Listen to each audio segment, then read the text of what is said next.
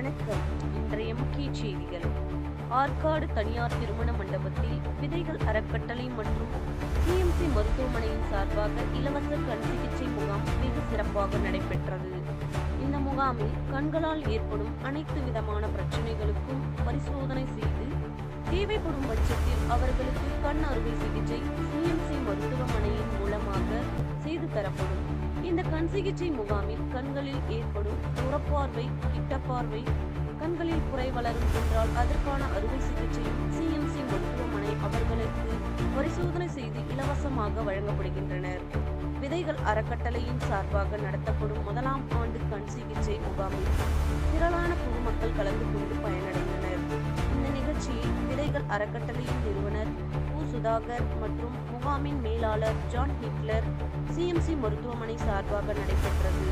இந்த விதைகள் அறக்கட்டளையின் உறுப்பினர்கள் ரூபன், விஜய், திலீப் ஆகியோர்கள் கலந்து கொண்டனர். எல்லாருக்கும் வணக்கம். என் பேர் ரூபன்.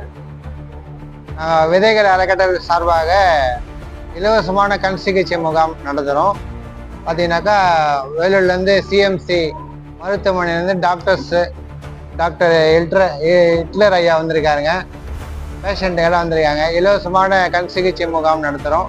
இதில் பார்த்தீங்கன்னாக்கா ஒரு பர்சன் வந்து சிஎம்சியில் போய் பார்க்கணுன்னு சொன்னாக்கா 25,000 to 30,000 கிட்ட சம்திங் ஆகுது. அதில் சார்ட் போடணும், எல்லா வேலையும் இருக்குது. அப்போது வயசானவர்களுக்கு வந்து பார்த்தீங்கன்னாக்கா